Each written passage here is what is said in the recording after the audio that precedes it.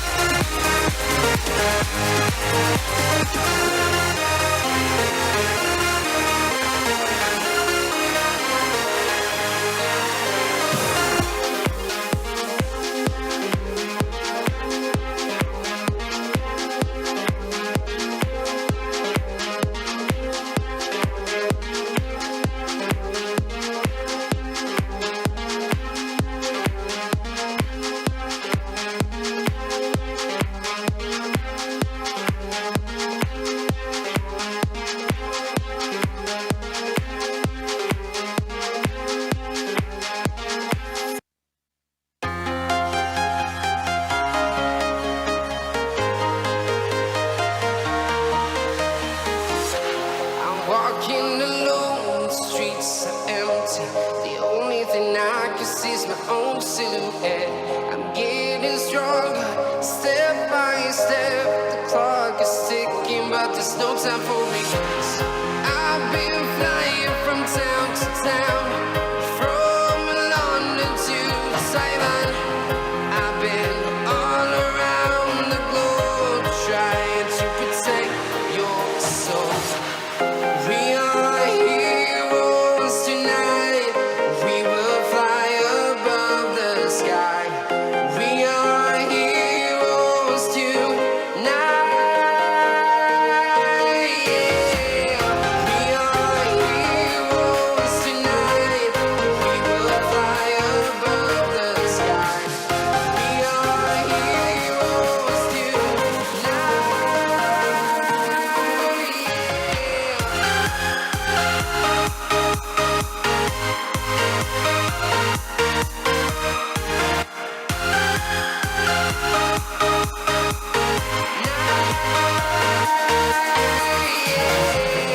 feel like a dynamite, ready to explode right up in the sky.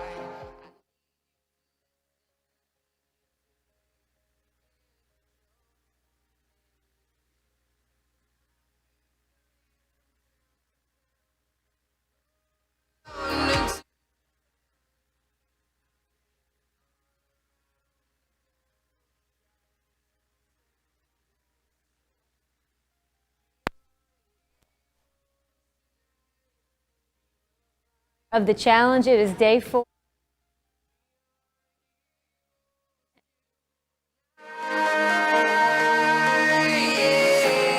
We are heroes tonight.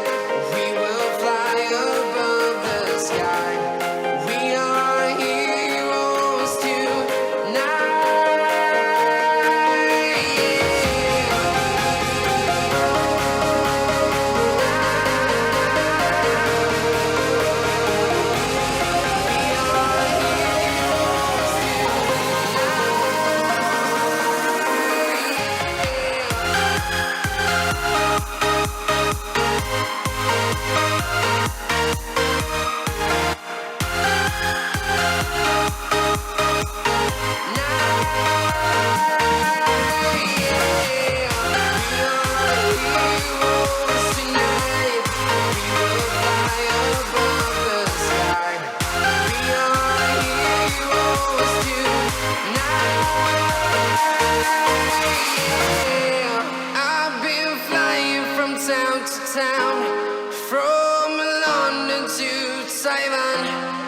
I've been all around the globe trying to protect your soul.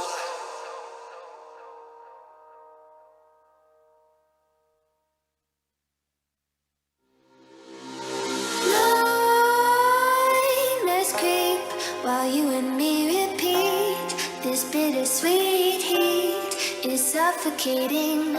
I'm waiting and always hesitating. Kryptonite desires set my heart afire. Heart on fire. Set my heart afire.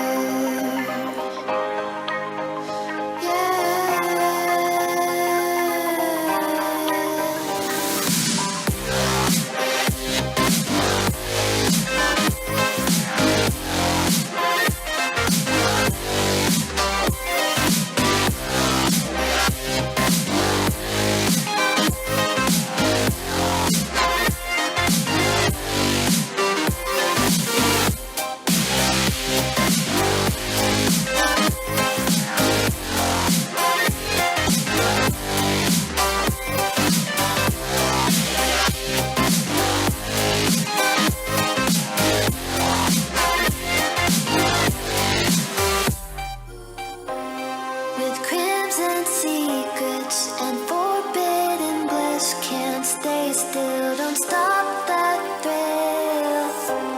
My bones crave your skin, temptation within, mistakes ignite the silence. Nightmares creep while you and me repeat. This bittersweet heat is suffocating. I'm waiting and always hesitating. Kryptonite desires set my heart afire. Heart on fire. Set my heart afire.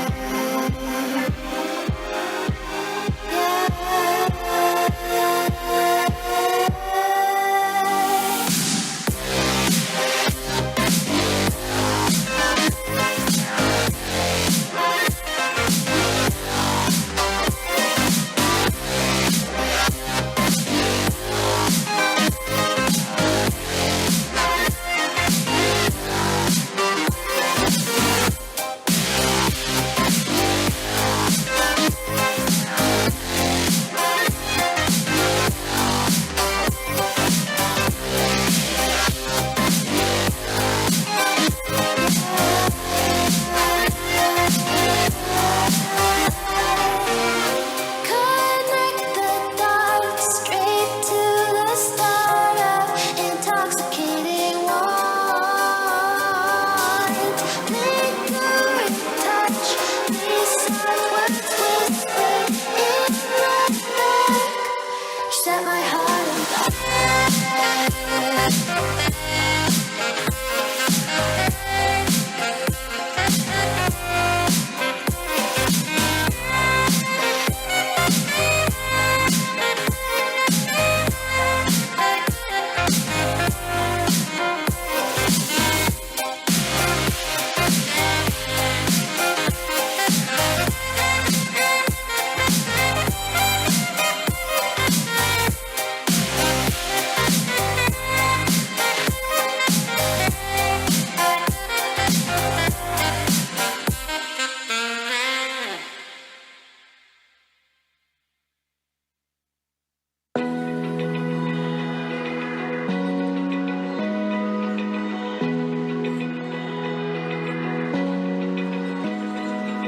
Open eye, feel the waves cut through me. Hypnotized by the sounds I'm breathing in. Hold tight, hold tight. Chemicals collide. Hold tight, hold tight, hold tight. Dripping lights paint the skies, all because of you. Dripping lights paint the skies, only you.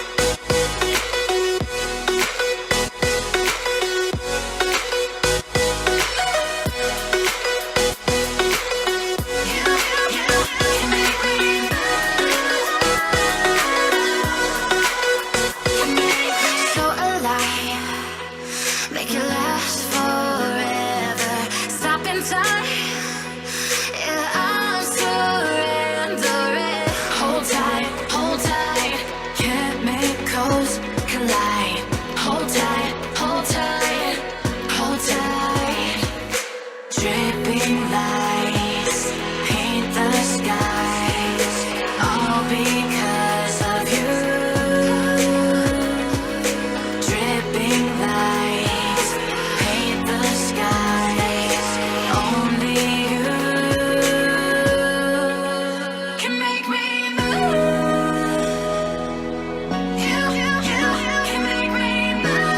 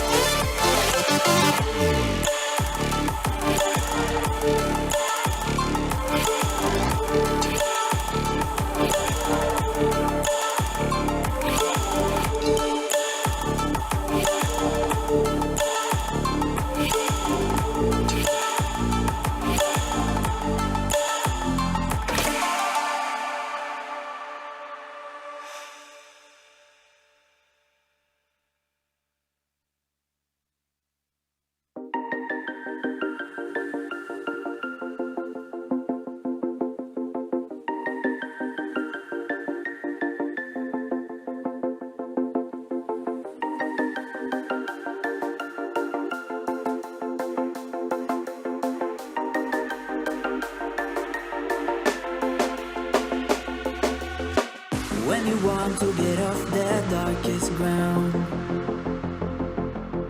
but gravity pulls you straight down. Earth from a bird's eye view. You should grow feathers and see this too. When you want to get off the darkest ground, but gravity pulls you straight down.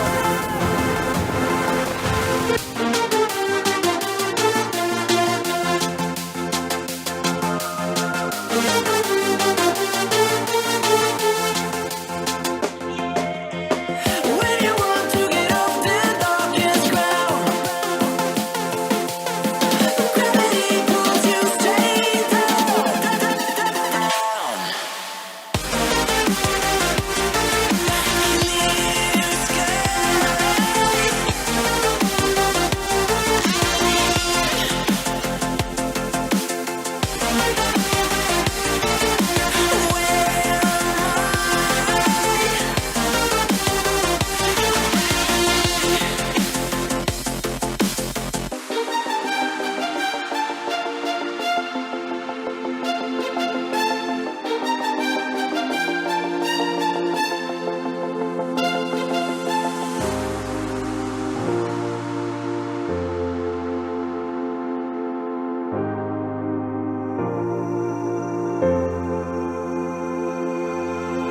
When you want to get off that darkest ground,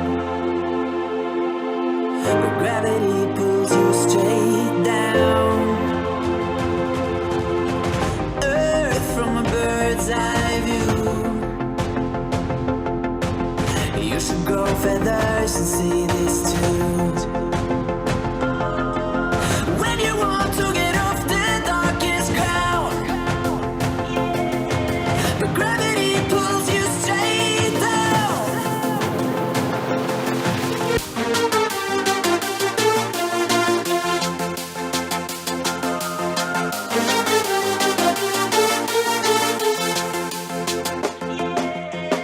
When you want to get off the darkest ground,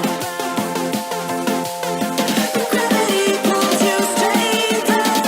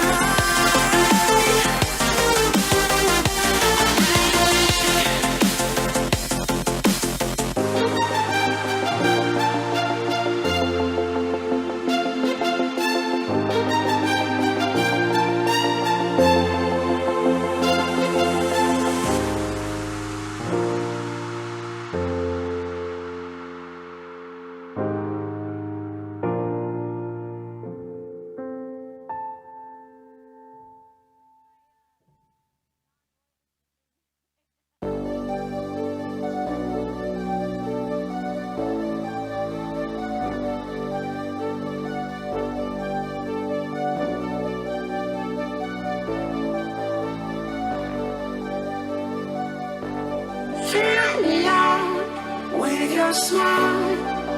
Let the sunshine breathe the light. Fill me out.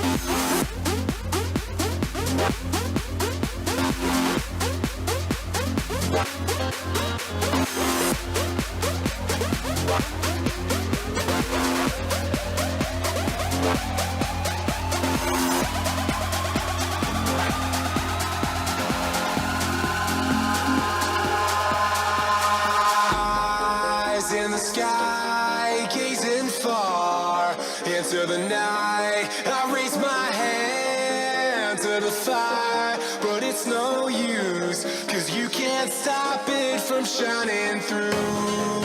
It's true, baby, let the light shine through. If you believe it's true, baby, won't you let the light. Woo! Hello, everybody. Are you with me? It's day 4 of the Apartment Investor Challenge. Woo, woo, woo! All right. I see my early bird VIPs. We got Mike in the house. We got Nancy, Sharon, Sean.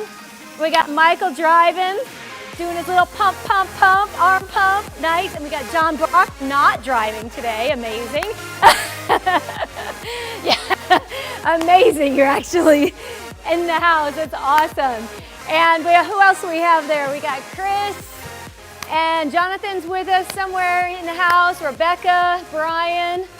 All right, they're all starting to come on. And how are you guys doing out there on your Facebook Live there? Let's see who's out there. You guys ready for day 4? So what's day 4 today? Market day. This is awesome. For those of you who haven't picked your markets yet, this is going to be a fun, awesome day for you guys. So excited. And so who did their homework last night? Did you guys do your homework? Awesome, awesome. Do you have your financial freedom numbers? You want to put some out in the chat? Anybody that's in the Facebook chat, you want to put that out there? Let's hear, what are some of your goals, your financial freedom numbers? What else were you guys doing for your homework last night? How are you going to 10x your money? What about your manifestation thing? Anyone do any manifestation? Sitting down this morning, trying something new, a new ritual, right? Anybody try that? Put that out there if you tried that. Hello from Shilpa. All right, and let's go, Cherry. That's great. So a lot of people are coming on right now. So if you want to share something, share some goals, share if you did anything different this morning in your ritual.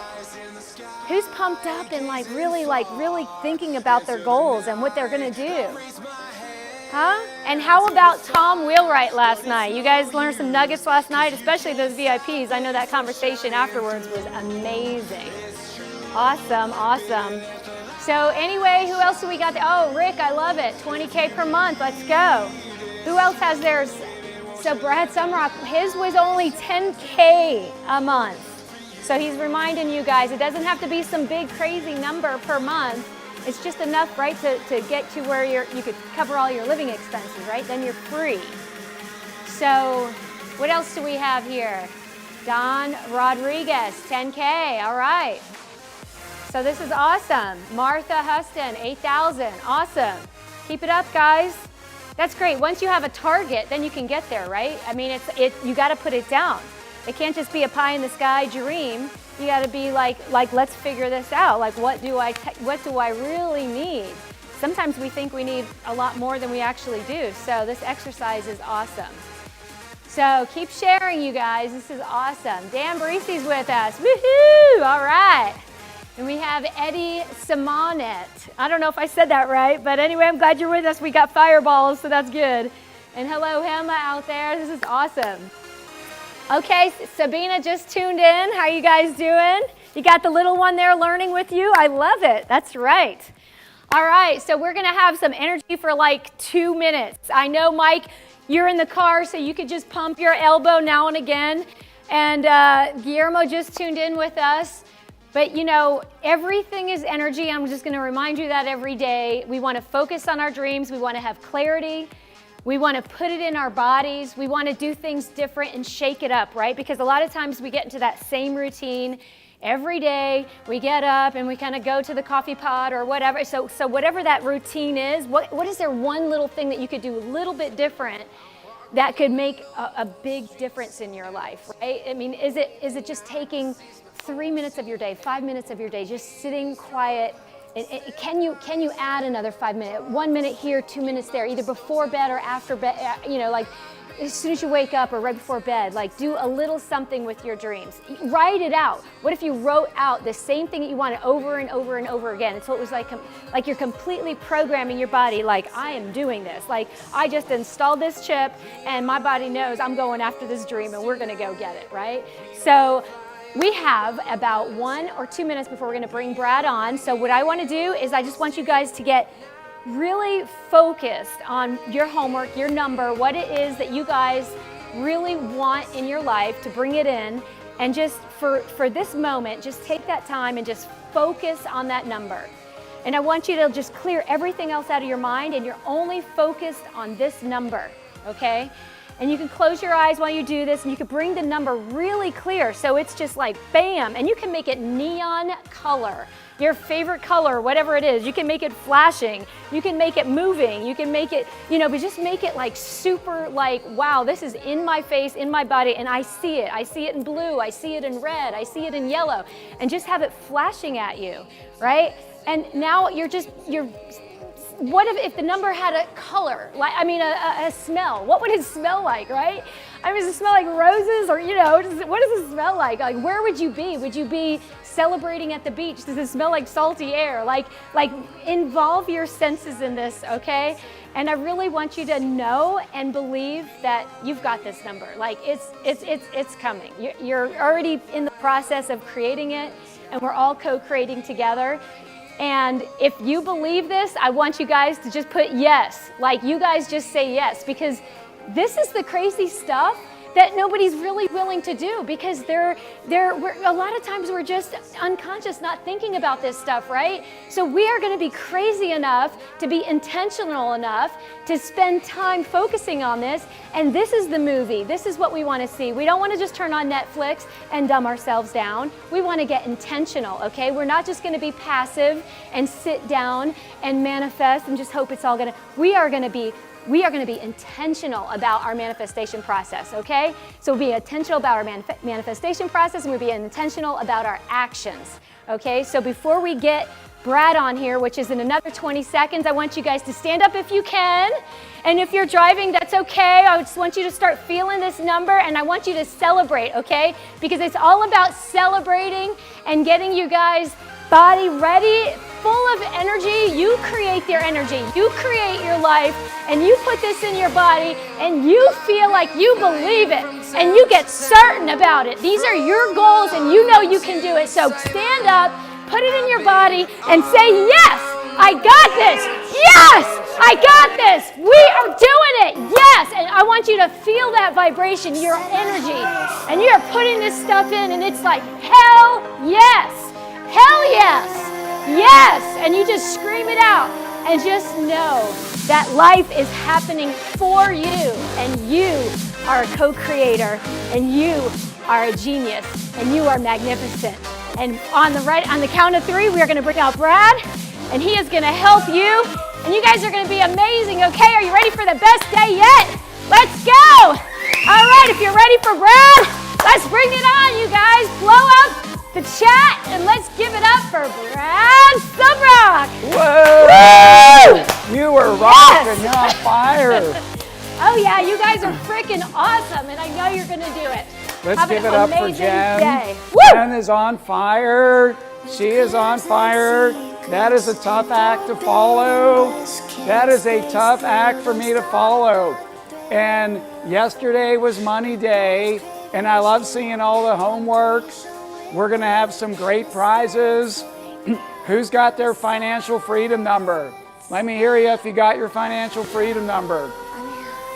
Who is absolutely committed to at least three timing their net worth in the next 5 years and taking massive freaking action? Blow it up now, Mike. That's right, Matt Costain. Blow it up. Let's go. Let's go, Mike Guthrie. Blow it up. Let's go, Sabina. Blow it up. Let's go, John Brock. Blow it up. Let's go, Guillermo. Let's go now. So today is a really fun day for me. They all been so fun, but I'm a little bit more casual today because we're all getting relaxed. We're all getting comfortable. We're all getting to know each other. So I ditched the jackets. And also the truth is I lost like 30 pounds this past year. So all of my suits that I used to wear, I had to throw away. And so here we are with my new outfit, all the stuff I've been wearing this week. And I just want to bring us back to the framework, because the framework is everything that we need to do and be and study and learn and master to become a millionaire multifamily investor.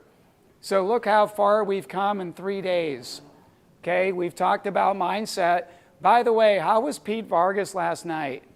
How many of you are excited to learn marketing from one of the best in the world? How many of you are excited to learn from Pete Vargas? My company has a 6-figure contract with Pete Vargas, and he is going to be teaching us at AIM-NatCon. Okay, he is the best in the world. He works with Tony Robbins. He works with Grant Cardone. He works with Dean Graziosi. He works with the best of the best. And so here's the deal. My team is now your team at AIM-NatCon.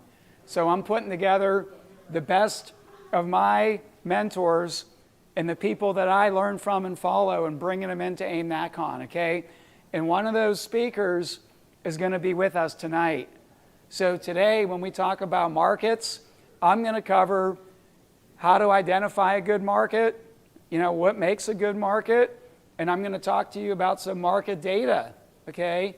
And then my friend and mentor, and yes, business partner in 2 ventures, Charlie Young with Madeira Residential, he's going to talk about how he has become a market expert. And more importantly, how you can become a market expert. And Charlie dominates Houston and Dallas.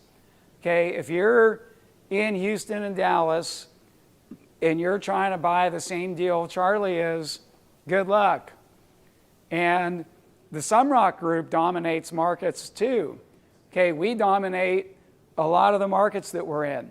So if you're in the Sumrock Group and we're going after those markets, you're going to have a great shot if we're going after deals in those markets. And if you're not in the Sumrock Group and you're going after somebody in the Sumrock Group, the same deal with someone in the Sumrock Group is, good luck. Okay? And that's just the way it works. Is it fair? No. It's not fair, but that's the way it is. And so business isn't fair. And in business, what we want to do is we want to stack the odds in our favor. And so that's what we're doing here during this challenge. That's what we're going to do in AIM-NatCon, and that's what we do in the Sumrock programs, okay? So today is all about markets. Now, I know tomorrow, I don't want to talk about tomorrow yet, but I will just for a moment. Tomorrow is Friday evening, and I know some of you won't be on, but tomorrow is perhaps the most important day because it's going to bring it all together, and I'm really going to go into how to be a master at everything and anything. Okay, now you can't master everything, and one of my earlier mentors said this to me. He said, Brad, you could do anything you want, but you can't do everything you want. And so we're going to pick things that we need to master. And what we need to master to be a millionaire apartment investor is you need to be a master of your mindset. You need to master the mechanics. You need to master the money. You need to master the markets. And you need to master the marketing.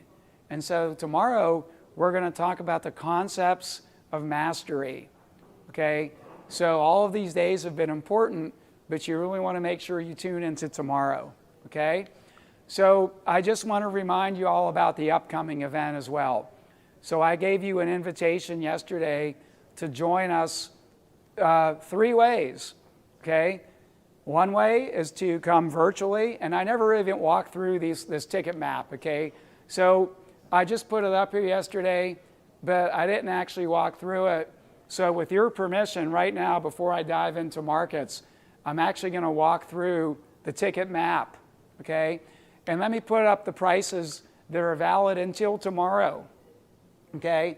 So let's start with the virtual general admission, which is to the left, okay? So the virtual general admission is the lowest price, obviously, but it's not necessarily the lowest experience. It's just the only experience we have if you're going to do the event virtually, okay? And you get to come to all the general sessions. And it's not just going to be a Zoom meeting, it's going to be an interactive experience. So for those of you that are in the VIP backstage, I could see you, okay? If you're in Facebook and the general admission for the challenge, I can't see you. So every single person that comes into the AIM NatCon virtually, I will be able to see you on the screen. So it's going to be an interactive experience between me and you, okay? And the audience will be able to see you too, the live audience, okay? So you will be virtually in the room with us. Now, it's a 3-day event, and not only are you going to learn from me, but you're going to learn from Grant Cardone, you're going to learn from Damon John, you're going to learn from Jesse Itzler, you're going to learn from Dave Marchinkowski, who was on here on day 1, and he's going to go deeper into property management. You're going to learn more from Charlie, who's on tonight. You're going to learn from the president-elect of the National Apartment Association, okay? And Robert Helms, Russell Gray, and Pete Vargas is going to be one of our instructors. So, and I'm still working on a few more. So I've assembled an amazing group of experts, industry insiders, and well-known celebrities to teach you at this event. All right? Your networking as a virtual attendee is going to be with the other virtual attendees.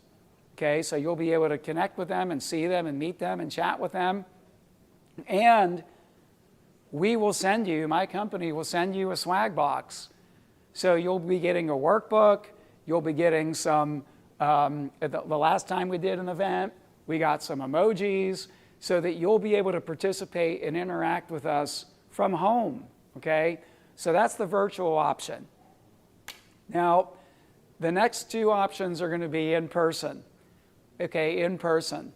So we have the general admission, and with the general admission group in person, we are going to do, prior to the event, a pre-event planning session. Now that pre-event planning session is going to be a virtual planning session because it's going to happen the week before the event or the week of the event, okay? And I'm going to teach you and train you on how to get the most out of the event, okay? And we'll kind of go through the agenda a little bit and how you're going to maximize the value of the event. We've already sold nearly 200 tickets for this event just in the last few days. So there's going to be already 200 people at this event and probably 400 to 500 people.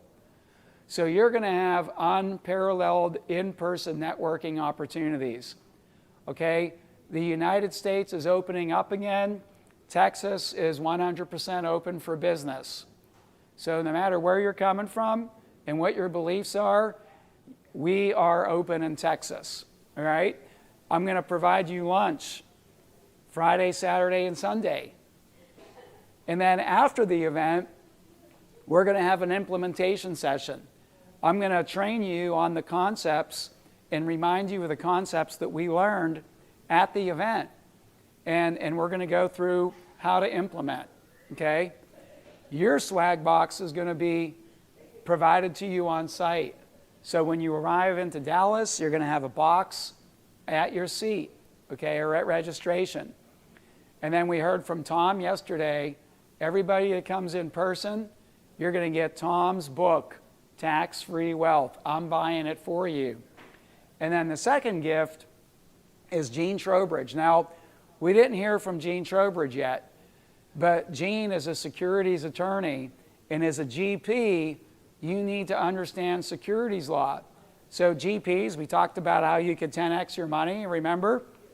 And then we talked about how you need to be a master marketer. Now, we didn't talk yet about the SEC laws. And so Gene and I pre-recorded a 20-minute interview, and I'm going to post that on the Facebook group here in the challenge.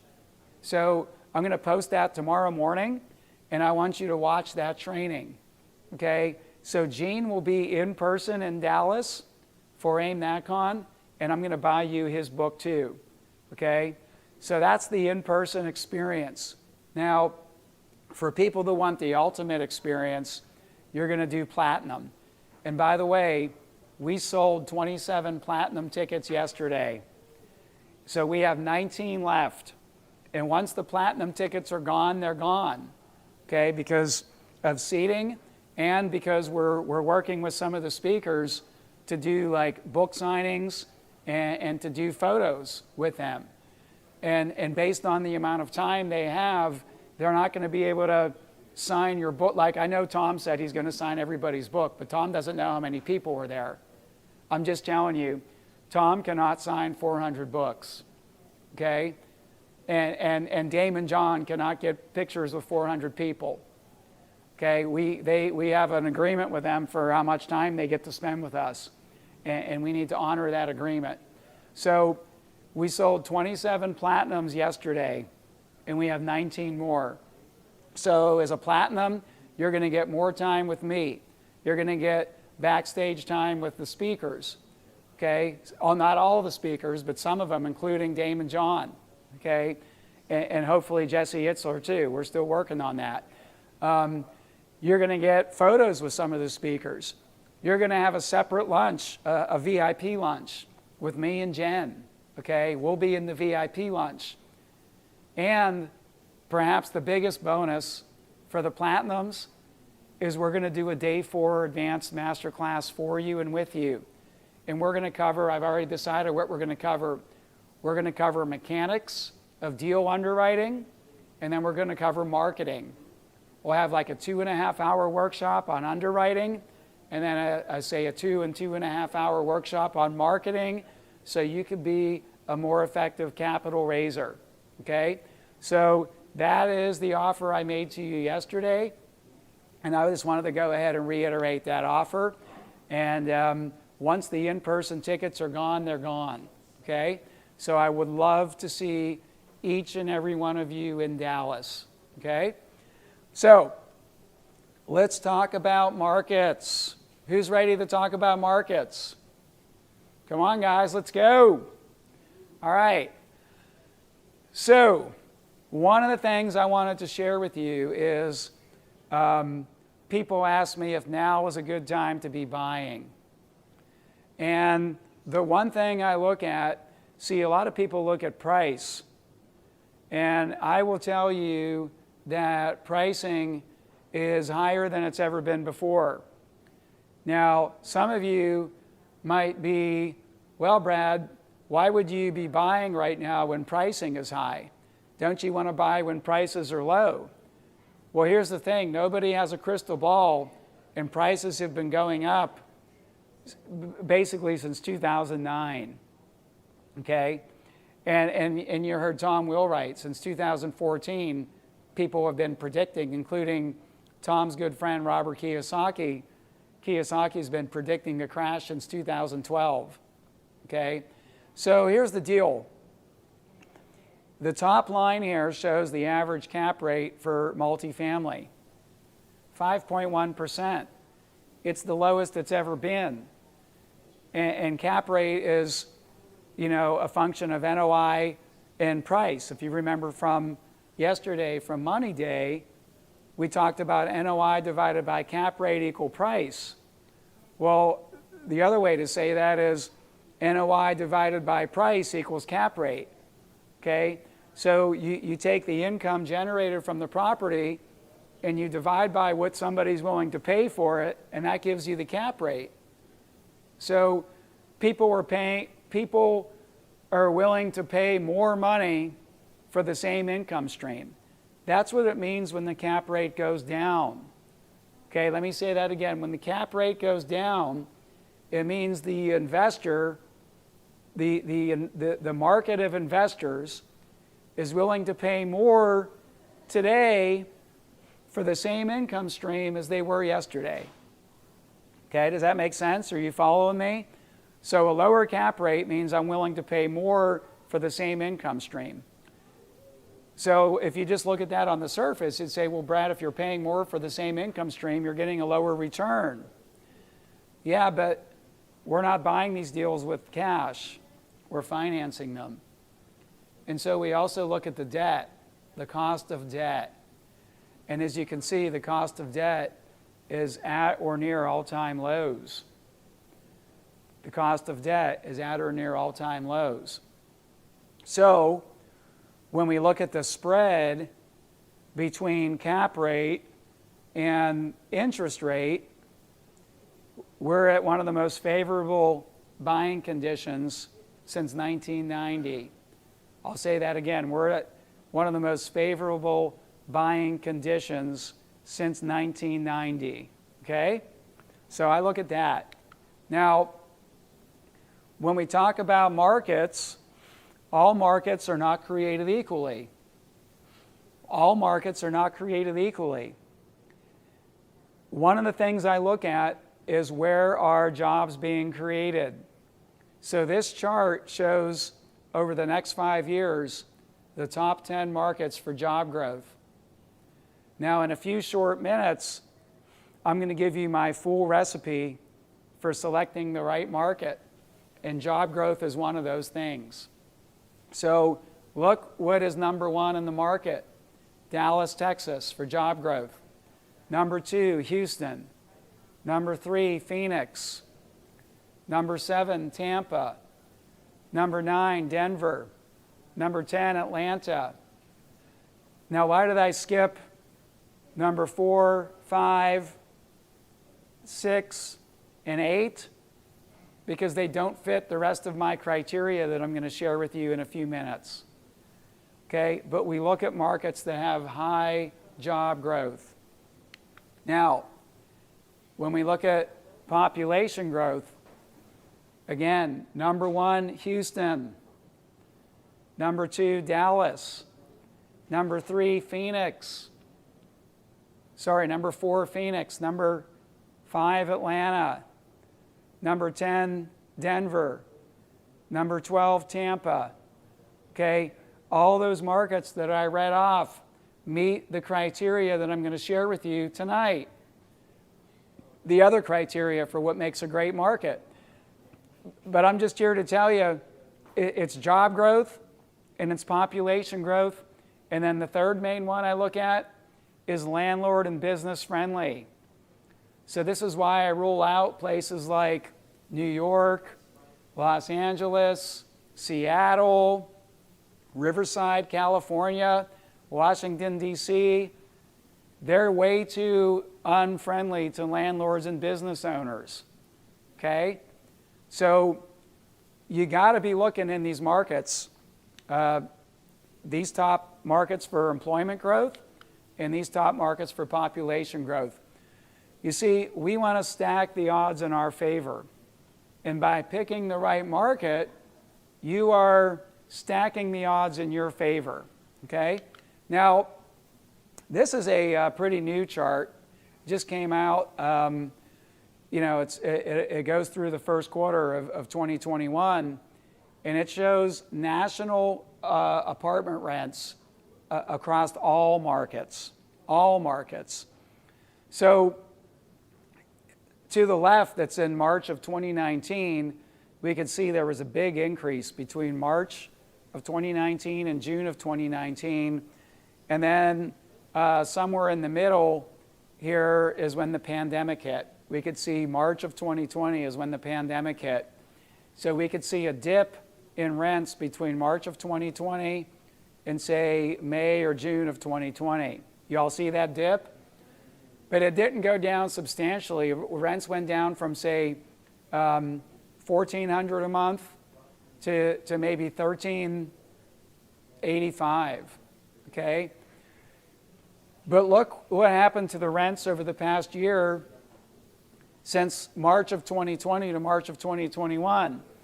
And if I had a magnifying glass and I was able to zoom in on that upper right-hand corner, we're starting to see an uptick in rents nationally. Could you see that? Can you all see that little uptick in that corner? So, and rents are higher now than they were before the pandemic. Now, this is nationally. And some markets got hit harder than others. So the markets that we're in, like Dallas and Houston and Phoenix and Tampa, the rents are going up even faster. So check this out. This is also at the end of the first quarter of 2021. We could see the first column is the previous 12-month rent growth. The most important column is the second column, which is the next 12 months, what's going to happen. And so all these markets that I picked are higher than the US average. 2.5% is higher than the US average. So you can just see where rents are really taking off. Phoenix 4.3%, Atlanta 3.9%, Raleigh 3.8%, Indianapolis 3.7%, Houston 3.6%, Dallas 3.3%, Tampa 2.9%. And then if you look at the first column, which was the previous 12 months, and the next column, which is the next 12 months, the markets that have high numbers in both are really doing well. Okay? They are really doing well. And then you could also look at the year-over-year job growth, and you could see how they've recovered or not from the pandemic. Okay?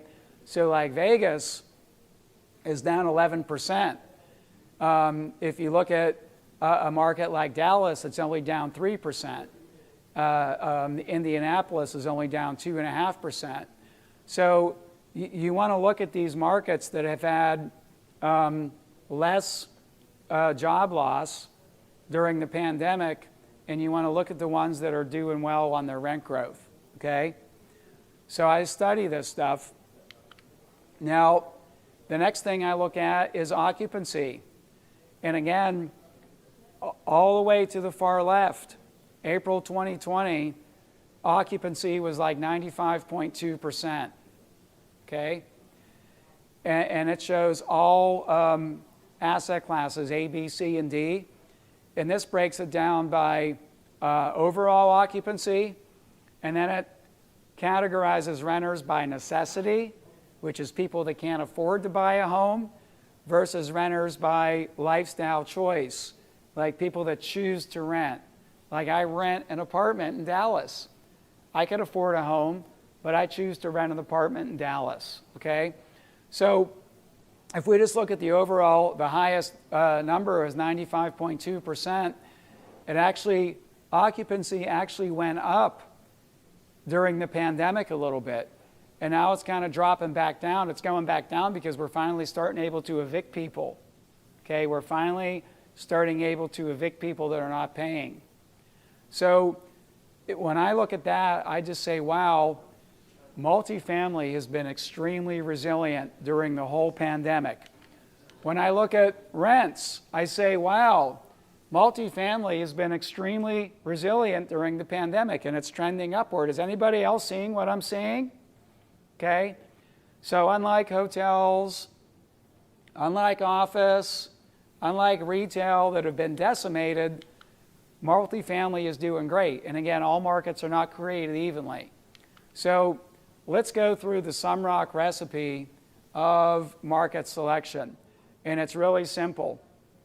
Number one, I want to be investing in a landlord and business-friendly environment.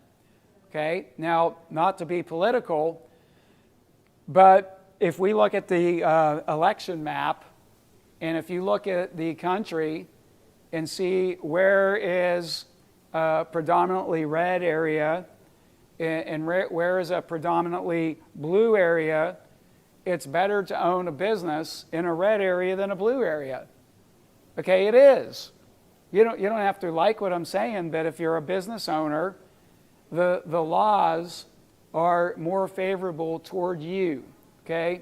So like when we're going through the pandemic and we have all these eviction moratoriums, what we found is that the more landlord-friendly markets, we were still able to evict people easier in places like Dallas, in places like Houston, in secondary and tertiary markets of Texas and Florida, than in places like Chicago, for example.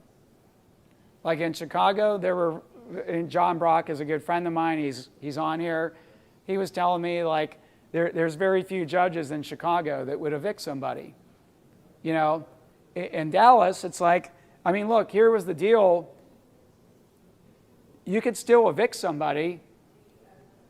The tenant actually had to certify that they lost their job due to the pandemic and they couldn't pay the rent, and they would end up in a homeless shelter.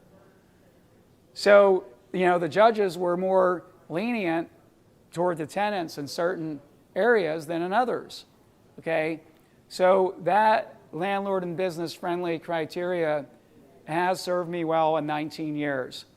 Now, I like to buy in markets that have cap rates at or above the average, job growth at or above the average, population growth at or above the average, affordability gap, which is the price difference to rent an apartment versus buy a median priced home.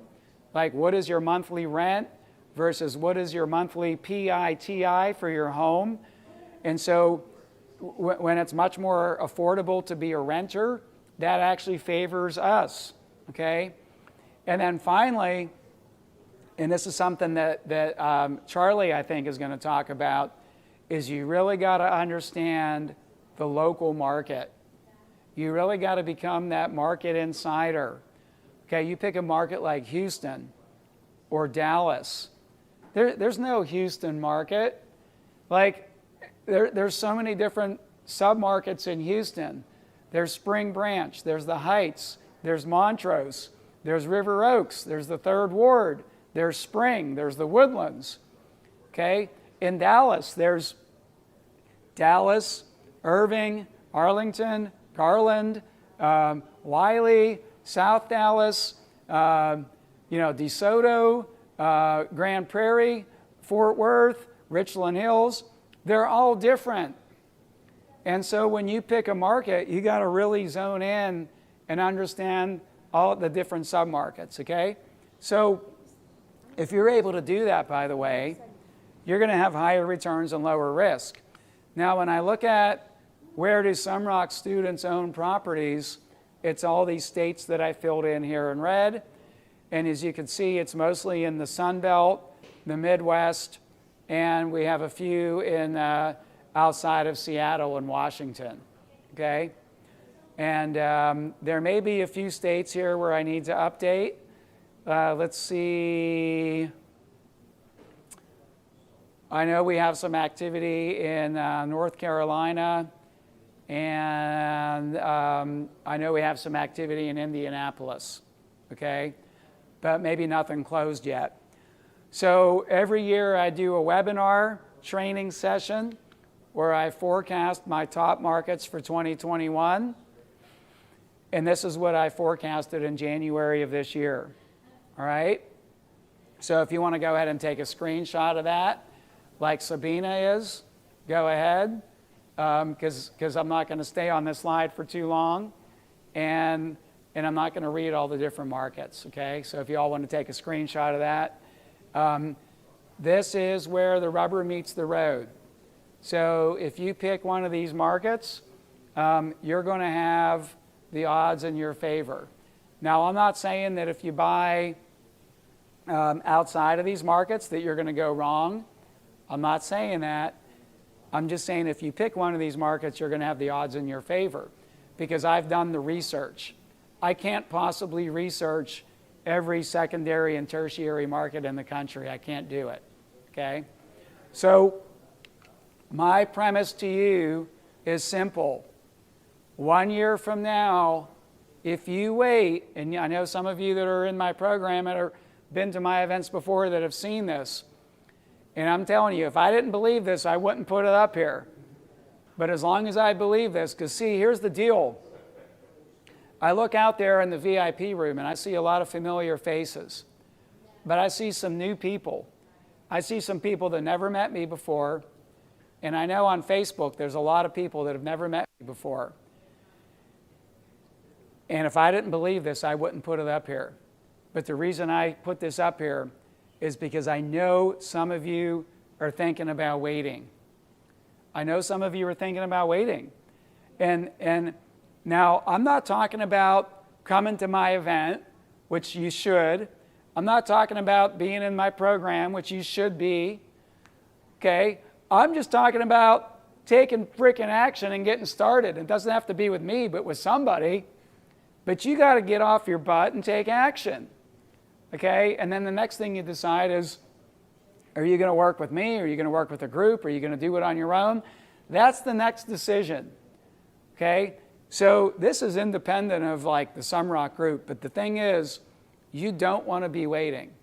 Okay? If nothing else this week, I hope that I've earned your trust and your respect to tell you the way it is. And in a few short minutes, you're going to hear from Charlie, and he's going to tell you the way it is too. And he's 2 or 3 levels above me. All right? So your homework is I want you to share on Facebook, either with a video or in writing, what are your top 3 markets where you're committed to invest. I said here where you want to invest. I don't want to use the word want. I want to use the word commit.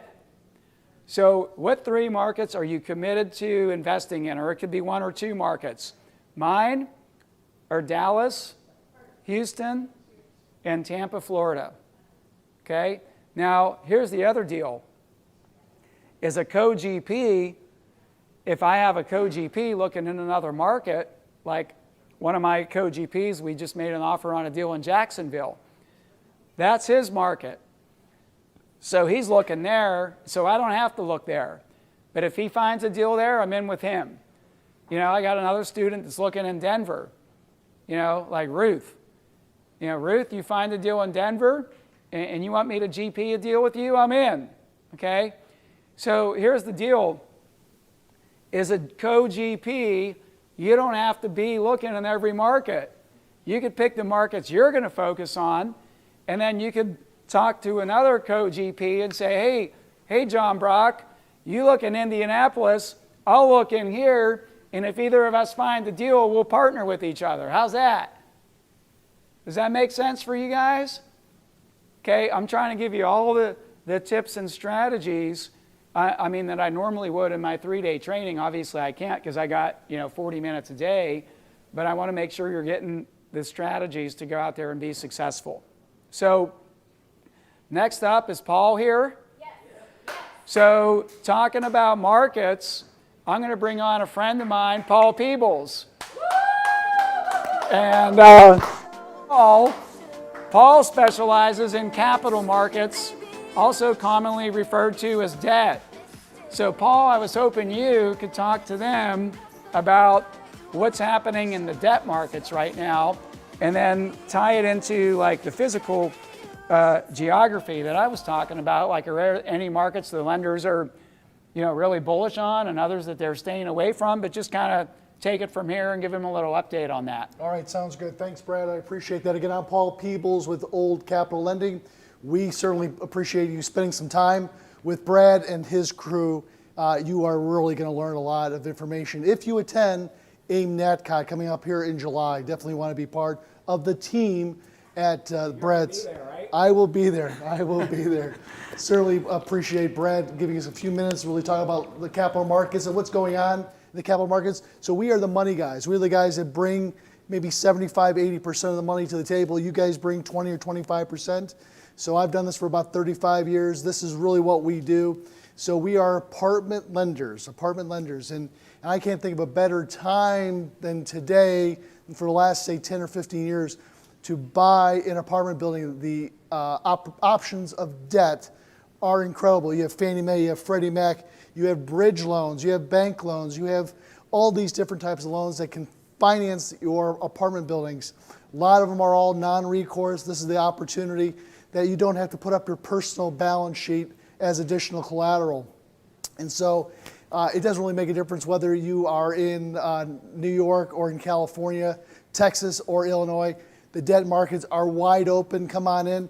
I will tell you some of the things that have changed recently. In Fannie Mae and Freddie Mac, we were very concerned with COVID about what that was going to be doing to rents, and we asked for some additional collateral to come in, and that was in the form of escrows, COVID reserve escrows. And so the COVID reserve escrows, we had those on there for probably about 12 or 13 months. They have recently, in the last 2 weeks, been taken off. So we don't have to have COVID reserves, whether it's on a new acquisition or a refinance. So we absolutely think that it is a great time to be into the capital markets, to buy multifamily real estate. One of the things that Brad is doing is going to teach you a little bit through his teaching about what's the best type of financing that's going to be available out there. And so he'll go into great detail. He'll explain a little bit more about what's going on at some of his of his trainings that you want to participate in. And so if there's any other questions at all, Brad, did you want me to touch on anything else? I take that as a no. So I'll continue on just for 1 second here. With us at Old Capital, we do about $1 billion to $1.5 billion worth of apartment lending throughout the nation, whether you are in Atlanta. We have a gentleman in Atlanta called Clay Allen. Whether it is in Florida, we lend in Florida, we lend in California. We have 2 people out in California. So we are a national company, a national lender. So we do lending all throughout the United States. But again, I just came here to just kind of talk a little bit about the capital markets, the lending markets, the debt markets are wide open. We certainly think that it is a wonderful time to get into multifamily lending. Again, I've been in banking for about 35 years. I've closed about 5,700 apartment loans. I will tell you that Brad's students are the most educated apartment investors that we see in the marketplace. They do a wonderful job. All their paperwork is complete. Their expectations are centered. And so there's a lot of mentoring groups out there, but Brad is on the very top. And so we think that you should continue to watch and participate. Again, AIMNetCon coming up here in July. We certainly think that you should attend that. And then one of the things that if you're looking for additional information besides going to Brad, we are the lending educator. So if you listen to the Old Capital podcast, Michael Becker and I do every week, we do a little bit information and educate you on what's going on with multifamily. And so listen to the Old Capital podcast. That's downloaded 60,000 times. We have a lot of Brad Sumrock students that tell their story about how they got into multifamily. They're very interesting. They're about 35 minutes. And again, 60,000 downloads of that on a monthly basis. So great information coming from the podcast. We are going to have the Old Capital Conference coming up here. That's to be announced coming up soon. And then we also think that that you definitely want to attend the Old Capital Conference. That is, we won't tell you exactly where it's going to be held at, but it's going to be fantastic. Our rep that is in Atlanta, his gentleman's name is Clay Allen. Again, if you need further information, go to the oldcapitallending.com website, oldcapitallending.com. You want to develop a relationship with us. You want to develop a relationship with James Eng. James Eng. Go onto his YouTube video channel. You will learn a lot of information about lending. Also, too, you want to talk with John Brixton. John Brixton, great originator. He will spend a lot of time with you in making sure that you understand what's going on. We don't like to see anybody lose any money, so we try to bring as much information in to educate you and bring you up to speed as quickly as possible. So, any additional questions for me before I say goodbye?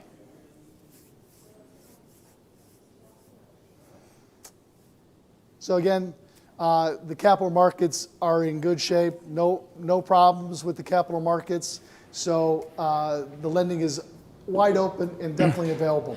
So I'm going to turn it over to Brad. Well, I have a question for you, Paul. And then Brad we're actually going to bring up Arlene Garza virtually. Yes. And then Charlie Young is coming on. But what type of debt? Like, we're seeing a lot of bridge debt now. Yeah. So talk about, maybe I missed it because I ran in the back and made myself a tea actually to nurture my throat. Yep, I'm the same way with you. And we're seeing more and more bridge debt coming on right now. So what does that mean, and what do you see with that? And then we're going to bring up Arlene. So in the last, say, 6 months or so, the bridge options, the non-recourse bridge loans have really come out of the ground. We had those available back about a year and a half, 2 years ago. COVID shut it down. Now they're wide open. And with people before we had the COVID reserves, everyone kind of turned to bridge lending. So probably about 85% of our business that we're doing is through bridge lending. And so it's not a permanent solution, but what it is a temporary solution. It gets you to buy that property with maybe some higher leverage based on the current financial numbers on the property. And it gets you to buy the property, find out if there's anything wrong with the property, fix that problem, stabilize the property, then come back out whether you want to sell it or you want to refinance it. the bridge options are great options for folks these days. And at AVNatCon, Paul is going to go into a lot more detail on the map of the different types of financing available and what you can expect in terms of rates, loans, terms, watch out clauses and all that type of stuff. Absolutely, and we do appreciate Brad giving us a little time today. But it's really, Brad is the guy you really want to spend time with and learn from. Again, I'm Paul Peebles with Old Capital. We'll see you on the Old Capital podcast whenever you have a second. And thanks for letting us stay. Paul, is that your website there? Sean Griffith just posted it. Thanks, Sean. Yes, it's oldcapitallending.com, oldcapitallending.com. Oldcapitalpodcast.com is where you find our podcast. And then we have one of the best operators of multifamily coming up in Arlene Garza. You want to listen to her and what she's done. Her and her husband, Jacob, and her team over at REAP have done a wonderful job. We've financed a couple of her transactions. We can't recommend her any higher. And then you have the star of the night coming on with Charlie Young. Charlie Young with Madeira. Boy, this is the guy that everyone wants to partner with. Listen to. He is the guy who's like Muhammad on top of the hill. He's the guy you want to listen to. And so Charlie Young's coming up next. I'm going to jump. Thanks, all right, Brad. Paul, thanks. Hey, if you want to stick around, we could hang out backstage afterwards. All right, thanks, everybody. All right. Arlene, how you doing? Good, how are you? I'm good. I wanted to bring you on for a few minutes on the challenge and talk about some of your success, but the theme tonight has been markets. Now, the theme this whole week, we've been talking about a formula or a framework for people to be a millionaire apartment investor, and you and Jacob have followed that to the T. And just to go through that framework, it's mindset, it's mechanics, it's money, it's marketing, it's markets, and it's mastery. And I think you guys have done great on all that. And today our theme is markets. And I wanted to just kind of start off and ask you a question about the markets that you've chosen to focus on. And maybe talk about that a little bit, because you're not looking at every market in the United States right now, right? You're really honed in on a few markets. So talk about that a little bit and how that served you in going from like 24 units to 3,000 units in just a few short years. Thank you, Brad, for that. Before I get started with that, I want to share that, we are eternally grateful to you, Brad. And when we started with you, we had 400 units. And so to go from 400 to 3,000 in your program, I think it's a true testament to what is possible with your mentorship and with your ecosystem. So big thanks to you for helping Jacob and I along the way. I will tell you that, for us, we started in San Antonio. We actually moved to San Antonio from Dallas. Jacob had run a software company and I'd been in corporate America there. And we chose San Antonio because we studied the market in advance. And what we knew about the market, it had great population growth, good job growth, occupancy levels were good. And San Antonio has and is known as kind of that steady market. But one other thing we looked at was the availability of good B and C properties, because that's what we focus on. We also, as we studied, found that it had a high number of renter households. So 51% of the households in San Antonio rent. So when you take that and multiply it by the number of households or even the population in San Antonio, to me that spelled a lot of opportunity. So our strategy has been to really focus on one or two markets initially until we build enough scale to move from that market to another one. So we started in San Antonio in 2012 and bought 10 properties, and then decided all in the to same market, right? All in San Antonio. Correct. And we have our own management company, so it made sense to build scale. We've got about 100 employees here in San Antonio, so just made sense to build scale before looking at any other market. And you're exactly right about submarkets. When we decided to look at Houston in 2019, I did a lot of meetings with brokers. I read a lot of data on the Houston market. before we even looked at, underwriting any properties. We wanted to understand what the market fundamentals were. And what we discovered, it's a massive market with excellent population growth, number one. Number two in job growth projected over the next 5 years. And the inventory of properties was even bigger. You had 4 times the number of properties in Houston than you did in San Antonio. So, what I found in talking to, I actually sat with a broker and they walked me around all the submarkets or all the cities in the Houston market, giving me ideas of where they recommended the growth was going to be or where to buy and the markets to stay away from. I still have that diagram in my office because I thought it was very valuable to know from somebody that is a market expert what they considered to be the good areas. So August of 2019, after attending a lot of events and meeting a lot of brokers, we bought our first property in Houston. And next month, we'll close on our 5th property in Houston. Again, that focus on that particular market and understanding not only what the brokers think, but we also talk to lenders. How are they underwriting in that market? Were there particular parts of the market that they didn't care for? Were there other parts that they felt like were really strong submarkets? Because I think it really makes a lot of difference in the loan that you're able to get. So that was a little bit about what we did in terms of moving from San Antonio to Houston. And, once we build a little more scale there, we'll look at another market in Texas. I love it, Arlene. So hopefully everybody out there is taking notes. And what I heard, and I'm taking mental notes, Arlene, is that you really focused on one market at a time and built up scale there and developed market expertise and market insight. Because, San Antonio, many of you don't know this, but it's land-wise, it's like the 4th biggest city in the country, not population-wise, but land-wise. And so, Northwest San Antonio is not the same as Southeast San Antonio, and there's different things happening there. And so to really pick a market like Houston or San Antonio or Dallas, it really takes some time to navigate the waters, to understand the demographics, the dynamics. When you see a statistic that says DFW leads the nation in, job growth, or Houston leads the nation in population growth. Well, they're not all moving to the same part of the city. Where are they moving to?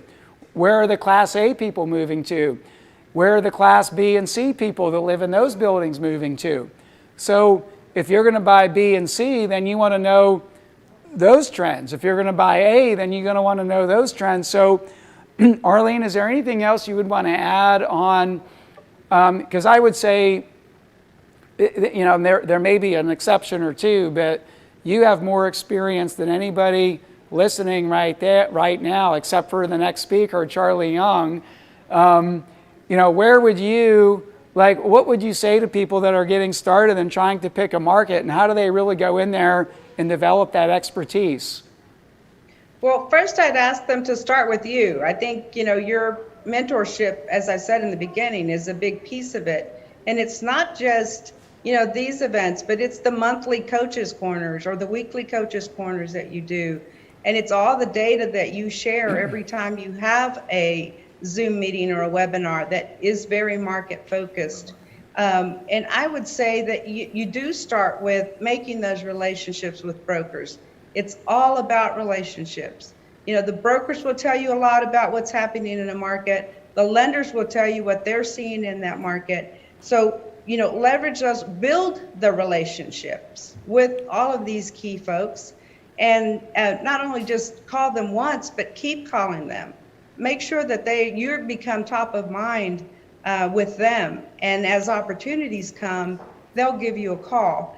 But educate yourself to the point when you do make those phone calls, you're using the right lingo. You have enough knowledge about multifamily investing that you come across really educated with these folks. And because the last thing you want to do is for one of them to think, oh, well, I'm not calling them back because they really didn't know what they were talking about. So education is huge. read up on markets. Brokers all have a lot of market reports, CBRE, JLL, all the big ones are constantly producing market reports. Read them, get your hands on them, and understand them, and even down to the sub-market level. That's the real important data that you can find. Arlene, thank you so much. And I just want to, again, thank you and Jacob. You guys have, when you joined our group, like you said, you had 400 units, and now you have over 3,000. And build up a company, have over 100 employees. You're expanding. You're a role model for people inside and outside the Sumrock organization. And I want to thank you for coming on tonight and spending a few minutes with us and sharing your tips and strategies. Thank you, Brad, for having me and for all that you've done to help us. I've got a little special thing that I found from one of the Tony Robbins All right, things. yeah, hey. Well, I got a special one for you. How's that? Oh, I love it. All right, let's give it Thanks, up for Brad. Arlene, everybody. Arlene Garza, how was she? She's awesome. She is awesome. Thank you so much, Arlene. Thank you, Brad. All right, and now I'm going to bring up my next guest speaker, Charlie Young. Charlie, could I flash you a heart too? Sure, why not? All right, so Charlie, I think we've talked about you a little bit before you came on, but once again, Charlie is, number one, he's a friend. Number two, he's a mentor. Number three, we've partnered in a few different ventures. We did a deal in Houston together, and we formed a management company together, and I'm honored and humbled to have Charlie on tonight. And Charlie is the market master, the market machine, the market dominator, and he's going to talk about how he masters and dominates the market. So Charlie, I'll be back with you in about 20 minutes where we'll interrupt and give out some prizes, and then me and you are going to go backstage after about 20 minutes. Okay, awesome. All right. Well, it's great to be on with everybody and talking about markets. It is my favorite topic, and I think there is good reason for it. You've got, just like Arlene said, one thing Arlene said that I absolutely agree with was her strategy going into San Antonio, learning everything about San Antonio, but not just San Antonio on the macro picture, getting down into the submarkets, and so that you can know what is going on specifically in a submarket where you can find an opportunity to exploit and take advantage of. So I am fresh off of getting back from NMHC, National Multi-Housing Council in San Diego. That was the first conference that has been held in San Diego since COVID. So those folks were very happy to have a number of real estate people there. Had the opportunity to visit with a lot of the big thought and talk about where people are looking at and markets and where they're going. So I'm going to talk from the top down a little bit, and we'll bounce around. But I can tell you right now, the Sun Belt has so much momentum. So anywhere from Phoenix, Salt Lake City wouldn't technically be called Sun Belt, but it's a market that's extremely hot. Denver's hot. Rolling over to Texas and Dallas, Austin, Houston, and San Antonio typically get pulled a little bit back out of that, but we'll talk about that in a minute. And what I think of what's happening there. Then you move over across to Nashville and to Raleigh and to Atlanta, down to one of Brad's markets, Tampa. And I'm sure I left one or two of them out, but it is really, really hard today to speculate on what is happening with the net migration that's moving into the Sun Belt. And that's not to say that there are places in California that wouldn't be good for a multifamily. Certainly wouldn't say that. I would say that takes an absolute market specialist somebody who really knows what's going on. I would never, regardless of whatever experience I have, I would never go venture off into California or John Brock's neighborhood of Chicago. I'd get slaughtered. And so what Arlene said about submarkets is 100% absolutely critical in knowing what you're doing. I've told this story a few times, but while I was at NMHC, CoStar asked to have a meeting with us, and they had their chief economist in the meeting, and we talked about their current set of data. And I love telling them, going back and telling them the story about 2016 when they wrote an article about Madeira on a pocket that we were in Fort Worth, where they go, what does Madeira know in the Woodhaven neighborhood that nobody else knows? And they went on to list all the reasons that you shouldn't do that. All our investors probably made 4 times their money. And so what that was not a macro experience. It was a very micro knowledge of what was going on in that pocket, and spending the time, as Arlene was talking about, ferreting out what the opportunity was and how to make the play. So don't think that Charlie, who Paul said was Muhammad, I don't know that, I'll give you my 2 cents, but if you have a specific market experience, use that to your advantage and go with it. So those are the markets that I would be in. One of the things that Brad said when I hopped on was he was talking about his 3 specific markets and challenging you, where are you going to go? And he's got Dallas, Houston, and Tampa, and that's where he has experience. And so if I go into someplace like Raleigh, Durham, I'm going to have somebody that's got experience in that market, just like everybody else, because I don't have that expertise. I have a tremendous amount of expertise in Dallas, Fort Worth, and Houston, and that's where we spend all of our time for the most part. But we are looking to get into some of these other markets if the opportunity avails it. But we'll have to partner with somebody, just like Brad's talking about partnering with somebody else in a different market that's not his area. So become a specialist and start out becoming a specialist somewhere. Mine was Arlington, Texas. I tore Arlington up and down. I drove up and down every street, looking at every apartment, knowing what was going on. And that was the knowledge about the market that got us technically not our first deal, but our second deal. But and I did that in 08 when we had the recession. There was nothing else going on. So that's how that came to be. Talking a little bit more about NMHC and some of the takeaways from that. One of the big ones is the herd is heading into the suburbs. The smart money is moving into the suburbs because the suburbs have been outperforming the infill and more of the core plus core type of areas. And so that's definitely a solid place to be right now. One of the brokers caught me last night, and he said, whenever Houston starts to turn, then it means everything else is about to blow up.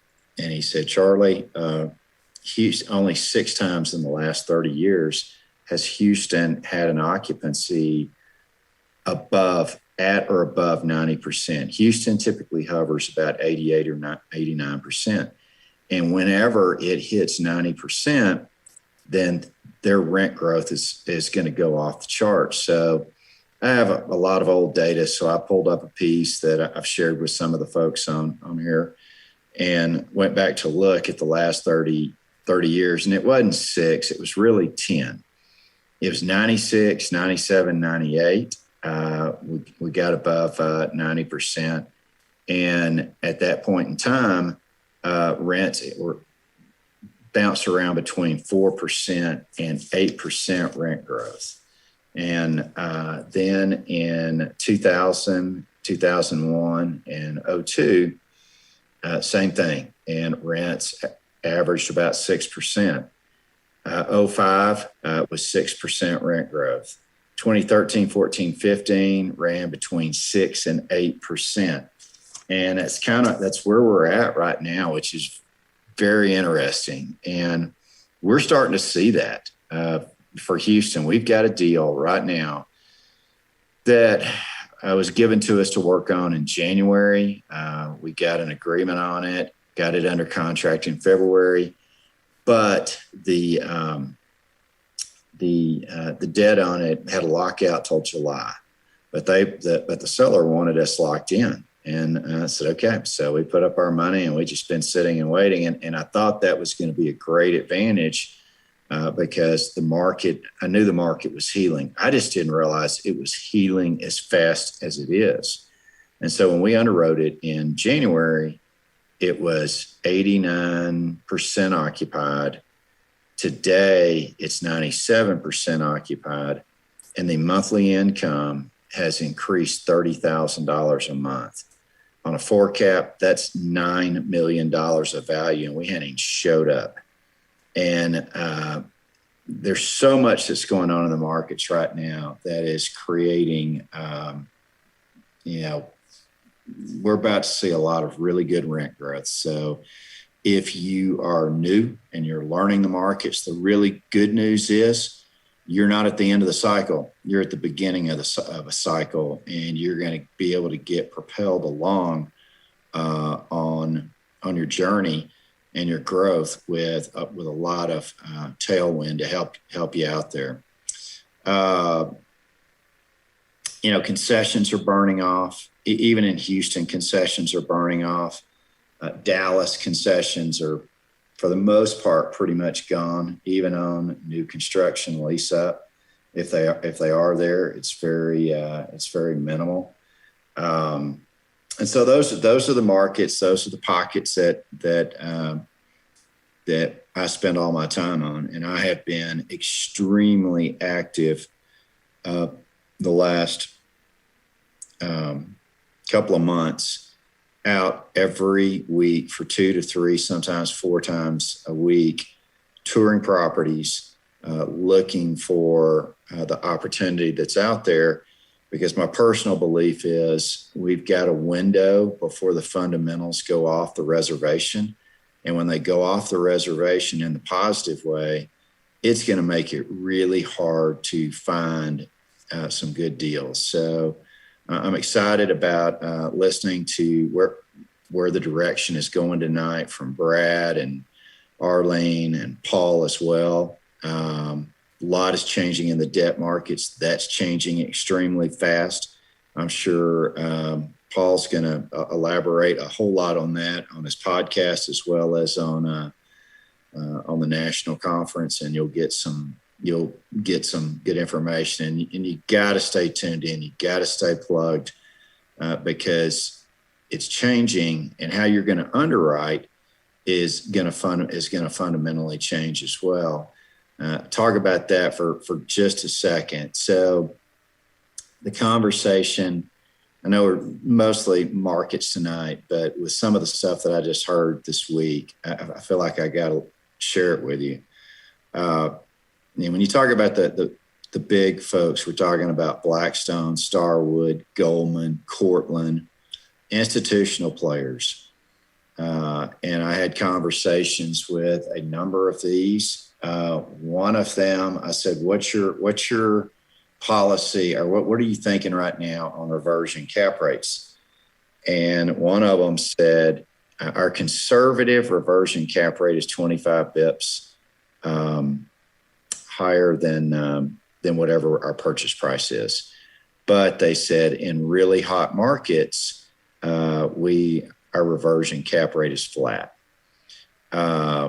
And I've heard that from a number of folks. Now, these folks all only play in the top 25 largest markets for institutions, but it flows down because the rents are going to go up universally across all the markets. But there's one of them that says they are in the process right now of studying negative reversion cap rates, because things are going to move that fast for them to be able to compete. They feel like that's a direction that they're going to have to go. And so a lot of underwriting right now, typically I would use a T3 on income, and I would look at a T12 on the expenses. And right now it's probably getting to a point where we've got to go with a T1 and whatever the current rents and how things are burning off, to be able to look at what is reality and assess where we think a cap rate's going to be, not when we underwrite it, just like we did with the deal in Houston, but 90 to 120 days later when we get ready to close the deal. So there is just so much that's going on so fast that you've got to get into your markets. You've got to know what's going on. You've got to use the data that you have at hand. But another thing that I feel really strongly about is, if you are in a pocket, let's say it's Arlene and she's in the west part of Houston, then you want to know what the brokers have out in the market. And so we track that every week. Any new listing, we take it down and we go download the data for the type of properties that we're looking at, because you can take their rent rolls and get a whole lot of intelligence about what's really happening. So the more of that you have is going to be really good for you as well. So Madera has made a little bit of a shift. It's not a shift that we sit there and go, oh, we're just going to do this going forward. We started out exactly in CMB assets, and you start out in CMB assets because you have to go get a track record. And that's what we grew up in. And we started on the fee management side before we started being owner operators.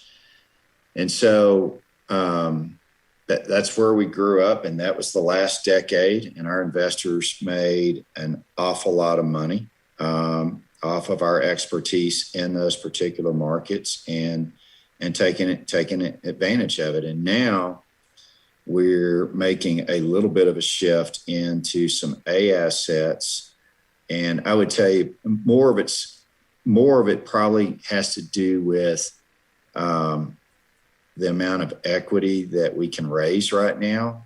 And the institutions have gone void out of a lot of these markets. And when they do that, it's created an opportunity. And so we're jumping through a door that opened up. And I tell all of my broker buddies that they go, you're not doing 80s anymore. I go, no, that's not true. It's just, this is what's in front of us today. It's the opportunity, and we can take advantage of that. And so with that, you go, okay, Madera has always been just an opportunistic investor.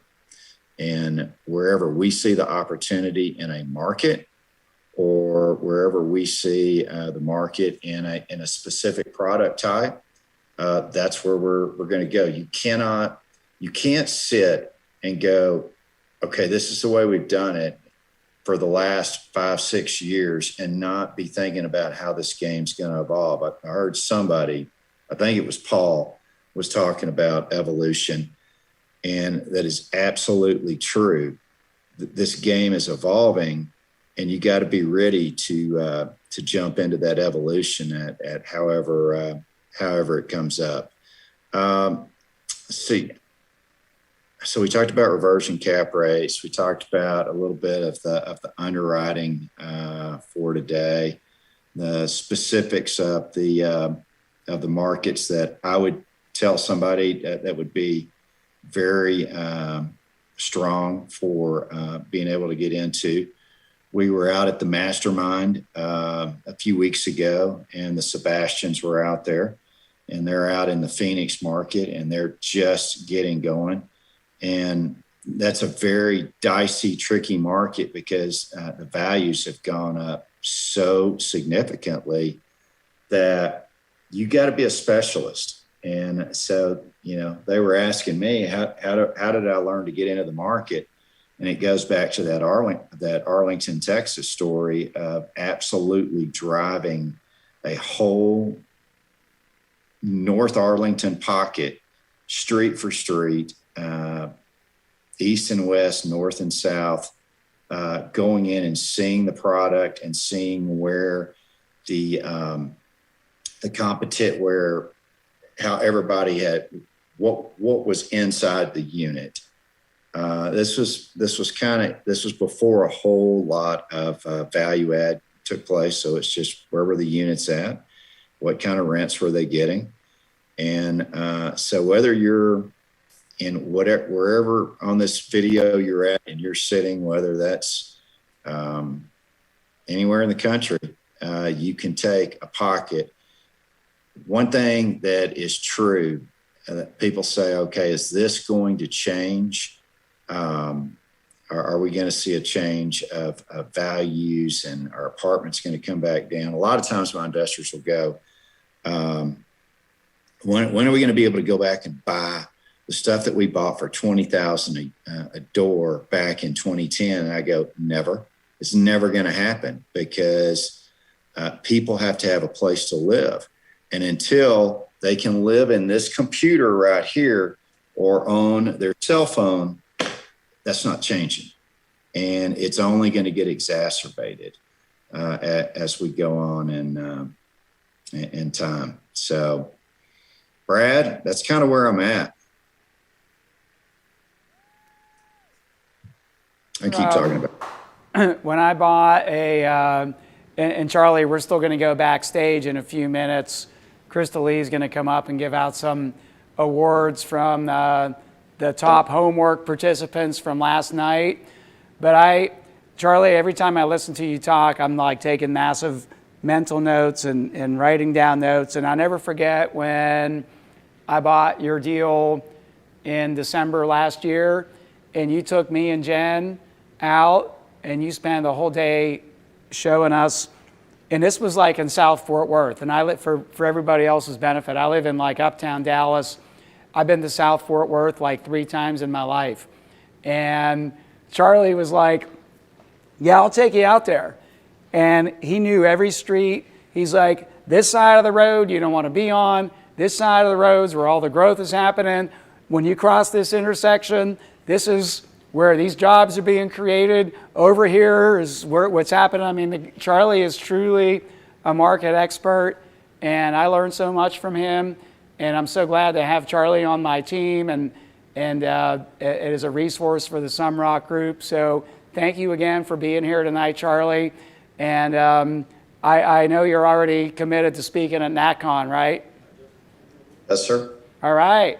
So Crystal Lee is going to bring up the homework winners, and then Charlie, we're going to go backstage. So stay tuned. Hi, everybody, and thank you, Charlie. Glad to see you. Charlie's going to stay on for all of you awesome VIP backstage people. Hello. You can come back with me and I Charlie. see so many familiar faces. It's great to see everyone. I feel like we've really bonded and built this awesome community. We're on this journey together right now. Being together for 5 days. Well, this is our day 4, almost 5 days. So I do want to go ahead and go over yesterday. We had so much great participation in the homework that we're going to give away 4 prizes today because I couldn't just narrow it down to 3. So without further ado, here we go. First one, dun, dun, dun, dun, dun, Don Carlos Rodriguez. Great job, Don Carlos Rodriguez. Yay.